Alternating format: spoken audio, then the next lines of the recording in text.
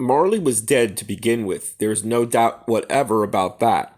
The register of his burial was signed by the clergyman, the clerk, the undertaker, and the chief mourner. Scrooge signed it, and Scrooge's name was good upon change for anything he chose to put his hand to. Old Marley was as dead as a doornail. Scrooge knew he was dead. Of course he did. How could it be otherwise? Scrooge and he were partners for I don't know how many years. Scrooge was his sole executor, his sole administrator, his sole assign, his sole residual legatee, and his sole friend. Also his sole mourner. Scrooge never painted out old Marley's name, however, there it yet stood years afterwards above the warehouse door. Scrooge and Marley. The firm was known as Scrooge and Marley. Sometimes people new to the business called Scrooge, and sometimes Marley. He answered to both names. It was all the same to him. Oh, but he was a tight-fisted hand at the grindstone, was Scrooge.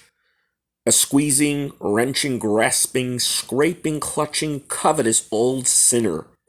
External heat and cold had little influence on him. No warmth could warm, no cold could chill him. No wind that blew was bitterer than he. No falling snow was more intent upon its purpose. No pelting rain less open to entreaty. Foul weather didn't know where to have him. The heaviest rain and snow and hail and sleet could boast of the advantage over him in only one respect. They often came down handsomely, and Scrooge never did. Nobody ever stopped him in the street to say, "My dear Scrooge, how are you? When will you come to see me?" No beggars implored him to bestow a trifle. No children asked him what it was o'clock. No man nor woman ever once in all his life inquired the way to such and such a place of Scrooge. Even the blind men's dogs appeared to know him, and when they saw him coming on, would tug their owners onto doorways and up courts, and then they'd wag their tails as though they said, "No eye at all is better than an evil eye, dark master." But what did Scrooge care? It was the very thing he liked. To edge his way along the crowded paths of life, warning all human sympathy to keep its distance, was what the knowing ones call nuts to Scrooge. Once upon a time, of all the good days in the year, upon a Christmas Eve, old Scrooge sat busy in his counting house. It was cold, bleak, foggy weather, and the city clocks had only just gone 3, but it was quite dark already. The door of Scrooge's counting house was open, that he might keep his eye upon his clerk, who, in a dismal little cell beyond, a sort of tank, was copying letters. Scrooge had a very small fire, but the clerk's fire was so much smaller that it looked like one coal. But he couldn't replenish it, for Scrooge kept the coal box in his own room, and so surely as the clerk came in with the shovel, the master predicted that it would be necessary for them to part. Wherefore the clerk put on his white comforter and tried to warm himself at the candle, in which effort, not being a man of strong imagination, he failed. "A Merry Christmas, Uncle! God save you!" cried a cheerful voice. It was the voice of Scrooge's nephew, who came upon him so quickly that this was the first intimation Scrooge had of his approach. "Bah!" said Scrooge. "Humbug!" "Christmas a humbug, Uncle? You don't mean that, I am sure." "I do. Out upon Merry Christmas. What's Christmas time to you but a time for paying bills without money? A time for finding yourself a year older and not an hour richer. A time for balancing your books and having every item in through a round dozen of months presented dead against you. If I had my will, every idiot who goes about with Merry Christmas on his lips would be boiled with his own pudding and buried with a stake of holly through his heart. He should." "Uncle!" "Nephew, keep Christmas in your own way and let me keep it in mine." "Keep it, but you don't keep it." "Let me leave it alone, then. Much good may it do you, much good it has ever done you." "There are many things from which I might have derived good, by which I have not profited. I dare say Christmas among the rest. But I am sure I have always thought of Christmas time when it has come around. Apart from the veneration due its sacred origin, if anything belonging to it called be apart from that as a good time, a kind, charitable, pleasant time, the only time I know of in the long calendar of the year, when men and women seem by one consent to open their shut-up hearts freely, and to think of people below them as if they were really fellow travelers to the grave and not another race of creatures bound on another journey. And therefore, uncle, though it has never put a scrap of gold nor silver in my pocket, I believe that it has done me good and will do me good, and I say, God bless it. The clerk in the tank involuntarily applauded. Let me hear another sound from you, said Scrooge, and you'll keep your Christmas by losing your situation. You're quite a powerful speaker, sir, he added, turning to his nephew. I wonder if you don't go into Parliament. Don't be angry, uncle. Come, dine with us tomorrow. Scrooge said he would see him. Yes, indeed he did. He went the whole length of the expression and said that he would see him in that extremity first. But why? Cried Scrooge's nephew. Why? Why did you get married? Because I fell in love.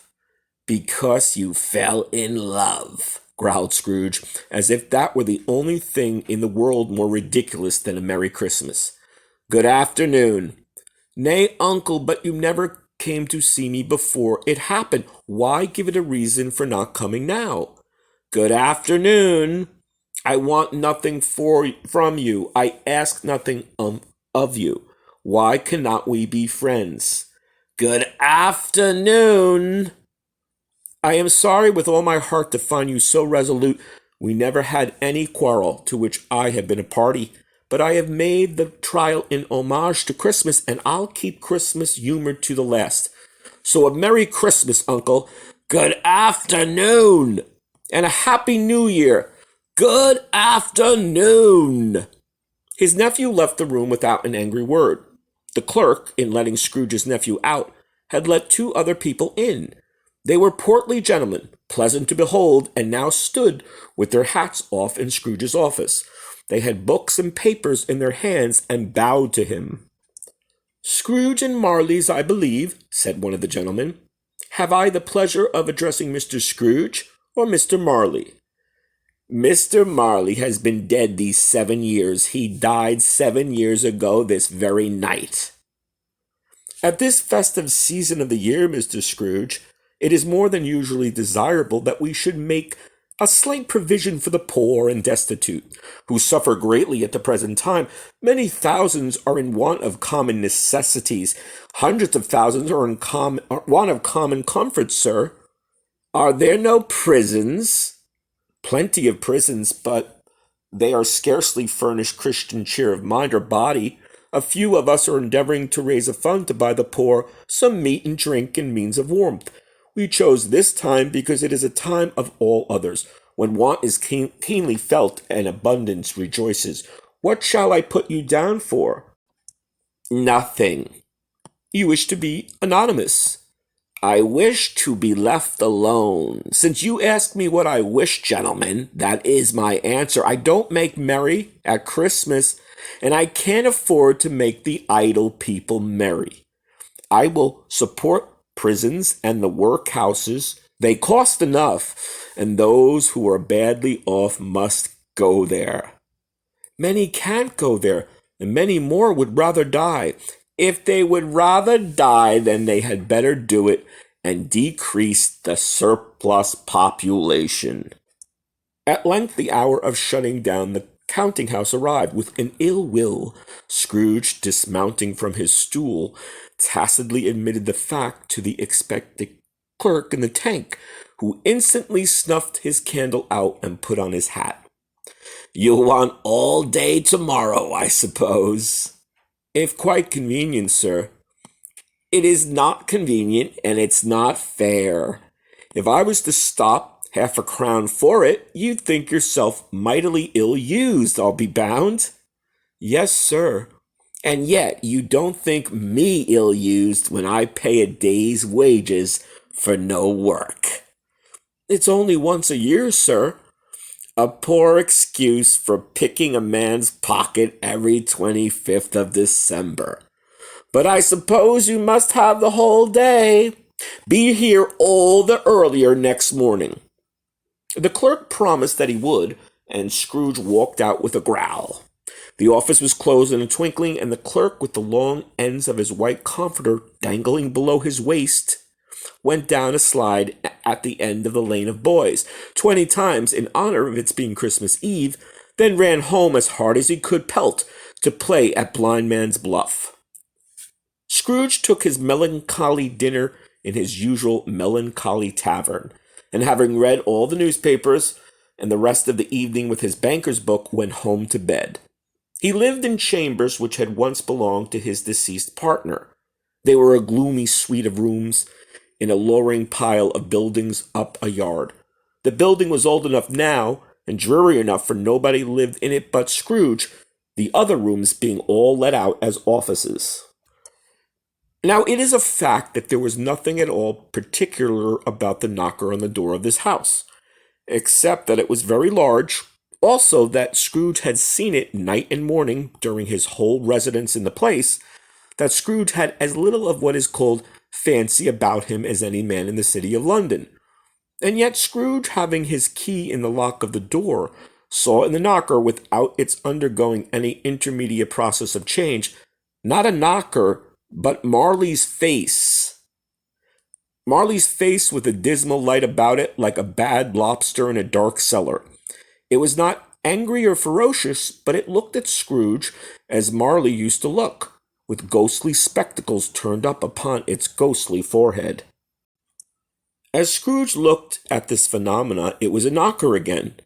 He said, "Pooh-pooh," and closed the door with a bang. The sound echoed through the house like thunder. Every room above and every cask in the wine merchant's cellars below appeared to have a separate peal of echoes of its own. Scrooge was not a man to be frightened by echoes. He fastened the door and walked across the hall and up the stairs, slowly too trimming his candle as he went. Up Scrooge went, not caring a button for its being dark. Darkness is cheap, and Scrooge liked it. But before he shut his heavy door, he walked through his rooms to see that all was right. He just had enough recollection of the face to desire to do that. Sitting room, bedroom, lumber room, all as they should be. Nobody under the table, nobody under the sofa, a small fire in the grate, spoon and basin ready, and the little saucepan of gruel. Scrooge had a cold in his head, upon the hob. Nobody under the bed, nobody in the closet, nobody in his dressing gown, which was hanging up in a suspicious attitude against the wall. Lumber room as usual, old fire guard, old shoes, 2 fish baskets, washing stand on 3 legs, and a poker. Quite satisfied, he closed the door and locked himself in. Double-locked himself in, which was not his custom. Thus secured against surprise, he took off his cravat, put on his dressing gown, slippers, and nightcap, and sat down before the very low fire to take his gruel. As he threw his head back in the chair, his glance happened to rest upon a bell, a disused bell that hung in the room and communicated, for some purpose now forgotten, with a chamber in the highest story of the building. It was with great astonishment and with a strange, inexplicable dread that as he looked, he saw the bell begin to swing. Soon it rang out loudly, and so did every other bell in the house. This was succeeded by a clanking noise deep down below, as if some person was dragging a heavy chain over the casks in the wine cellar. Then he heard the noise much louder on the floors below, then coming up the stairs, then coming straight towards his door. It came on through the heavy door, and a spectre passed into the room before his eyes. And upon its coming in, the dying flame leapt up as though it cried, "I know him, Marley's ghost." The same face, the very same, Marley in his pigtail, usual waistcoat, tights and boots, his body transparent, so that Scrooge, observing him and looking through his waistcoat, could see the two buttons on his coat behind. Scrooge had often heard it said that Marley had no bowels, but he had never believed it until now. No, nor did he believe it even now. Though he looked at this phantom through and through and saw it standing before him, though he felt the chilling influence of its death-cold eyes and noticed the very texture of the folded kerchief bound about its head and chin, he was still incredulous. "How now?" said Scrooge, as cold as ever. "What do you want with me?" "Much," Marley's voice, no doubt about it. "Who are you?" "Ask me who I was." "Who were you then?" "In life, I was your partner, Jacob Marley." Can you sit down?" "I can." "Do it then."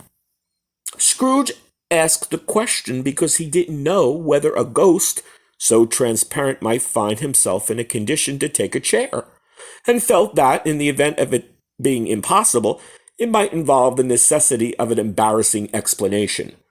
But the ghost sat down on the opposite side of the fireplace as if he were quite used to it. "You don't believe in me." "I don't." "What evidence would you have of my reality beyond that of your senses?" "I don't know." "Why do you doubt your senses?" "Because a little thing affects them. A slight disorder of the stomach makes them cheats. You may be an undigested bit of beef, a blot of mustard, a crumb of cheese, a fragment of an underdone potato. There's more of gravy than of grave about you, whatever you are." Scrooge was not much in the habit of cracking jokes, nor did he feel in his heart by any means waggish then. The truth is that he tried to be smart, as a means of distracting his own attention and keeping down his horror. But how much greater was his horror when, the phantom taking off the bandage round its head, as if it were too warm to wear in its doors, its lower jaw dropped down upon its breast. "Mercy, dreadful apparition, why do you trouble me? Why do spirits walk the earth, and why do they come to me?" "It is required of every man that the spirit within him should walk abroad among his fellow men, and travel far and wide. And if that spirit goes not forth in life, it is condemned to do so after death. I cannot tell you all I would. A very little more is permitted to me. I cannot rest. I cannot stay. I cannot linger. My spirit never walked beyond our counting house. Mark me. In life, my spirit never roved beyond the narrow limits of our money-changing hole, and weary journeys lie before me. 7 years dead and traveling all the time. You travel fast, on the wings of the wind. You might have gotten over a great quantity of ground in 7 years. Oh, blind man, blind man! Not to know the ages of incessant labor by immortal creatures for this earth must pass into eternity before the good of which it is susceptible is all developed. Not to know that any Christian spirit working kindly in its little sphere, whatever it may be, will find its mortal life too short for its vast means of usefulness. Not to know that no space of regret can make amends for one's life's opportunities misused. Yet I was like this man. I was like this man. But you were always a good man of business, Jacob, faltered Scrooge, who now began to apply this to himself. Business? Cried the ghost, wringing its hands again. Mankind was my business. The common welfare was my business. Charity, mercy, benevolence, forbearance were all my business. The dealings of my trade were but a drop of water in the comprehensive ocean of my business. Scrooge was very dismayed to hear the spectre going on at this rate, and began to quake exceedingly. Hear me, my time is nearly gone. I will, but don't be hard upon me. Don't be flowery, Jacob, pray. I am here tonight to warn you that you have yet a chance of escaping my fate. A chance and hope of procuring Ebeneezer. You were always a good friend to me, thank ye. You will be haunted tonight by 3 spirits. Is that the chance and hope you mentioned, Jacob? I think I'd rather not. Without their visits, you cannot hope to shun the path I tread. Expect the first tomorrow night when the bell tolls 1. Expect the second on the next night at the same hour. The third upon the next night when the last stroke of 12 has ceased to vibrate. Look to see me no more, and look that, for your own sake, you remember what has passed between us. It walked back from him, and at every step it took, the window raised itself a little, so that when the apparition reached it, it was wide open. Scrooge closed the window and examined the door by which the ghost had entered. It was double locked, as he had locked it with his own hands, and the bolts were undisturbed. Scrooge tried to say humbug, but stopped at the first syllable, and being from the emotion he had undergone, or the fatigue of the day, or his glimpse of the invisible world, or the dull conversation of the ghost, or the lateness of the hour, much in need of repose, he went straight to bed, without undressing, and fell asleep on the instant. Stave 2. The first of the 3 spirits. When Scrooge awoke, it was so dark that, looking out of the bed, he could scarcely distinguish the transparent window from the opaque walls of his chamber, until suddenly the church clock tolled a deep, dull, hollow, melancholy 1. Light flashed up in the room upon the instant, and the curtains of his bed were drawn aside by a strange figure, like a child, yet not so like a child as like an old man, viewed through some supernatural medium which gave him the appearance of having receded from the view, and been diminished to a child's proportions. Its hair, which hung about its neck and down its back, was white as if with age, and yet the face had not a wrinkle in it, and the tenderest bloom was on the skin. It held a branch of fresh green holly in its hand, and in singular contradiction of that wintry album, had its dress trimmed with summer flowers. But the strangest thing about it was that from the crown of its head there sprung a bright clear jet of light, which was all that was visible, and which was doubtless the occasion of its using, in its duller moments, a great extinguisher for a cap, which it now held under its arm. "Are you the spirit, sir, whose coming was foretold to me?"